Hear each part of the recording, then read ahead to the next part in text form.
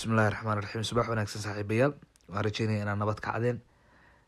Sheekadeena maanta waxaa la yiraahdaa laabku jecel guulguuli. Had iyo gooraale haddii qof walaal ah gabar iyo wiil ku rabo ha ahaado uu jacayl kuu soo bandhigto waxaad ogaataa qofkaasi wuxuu ku ammaanay ammaan dhammaystiran. Wuxuu ku yiri waxaa tahay qof dhammaystiran.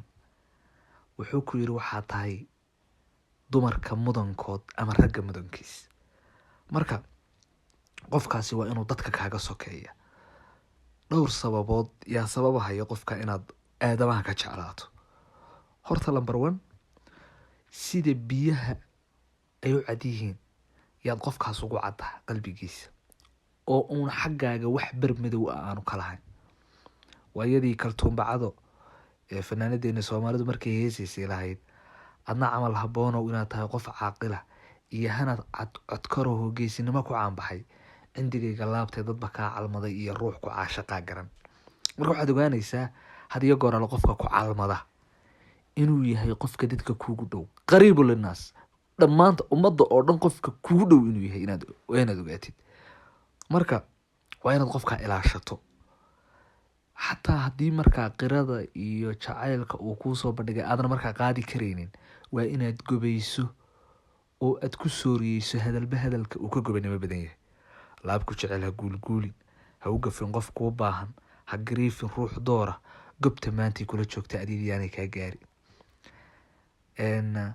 Waxaa laga yaabaa taariikhdaada qof dambe saa kuu gobeeya inaanu ku soo marin.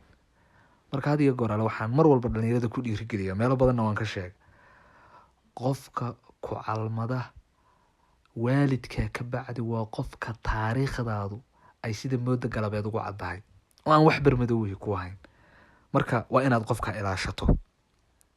Adduun galinba waa cayne dhibtaad maanta geysanayso bari goofka xiradaada yaani noqon mid gowriirta garta maanta aad goysana waa mid ku abaalgudaysa. Haddii maanta qofka aad xumayso oo barina adiga dabinka ku dhacaya waa inaad taa ogaato. Marka garta maanta aad goyso waa mid ku abaalgudaysa. Ruuxa gacal ku soo mooday kaaga go'ay adduunka oo dhan qudha geeska gelinaysa adiga iyo garaadkaaga garashii aqoontaada.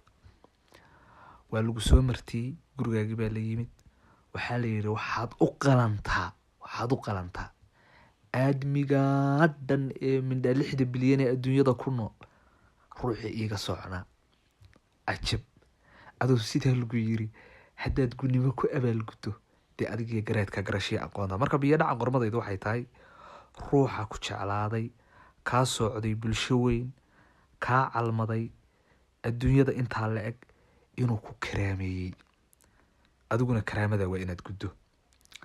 Kuwa marka lagu dayriyay waayuhu u daba jeediyay ee aan karaamada helin waxaan leeyahay gobay leeco ha jabin ha mudan garab leeyahay ciil ha goobin qof aan ku rabin haddaba galan raad la guray wixii shalay kaa gadmaday haddeer goob sama baxeed. Qofku waa khaldamaa meelaan laga rabina waa ku dhaca. Marka gobay leeco ha jabin ha isdhiibin ha calaacalin waayaha adduunku kaa badan shaab ma fahanti. Marka hadiyo goor ala anigu makaanadan aan joogo ummadda baan ku wacyigeliyay mucaashaqiinta is calmadayow is ilaashada siiba kan uu ku horeeyo ee kan kala u sheegtayow gobanimo ku saameel meel xun oo sariig lana ha dhigi.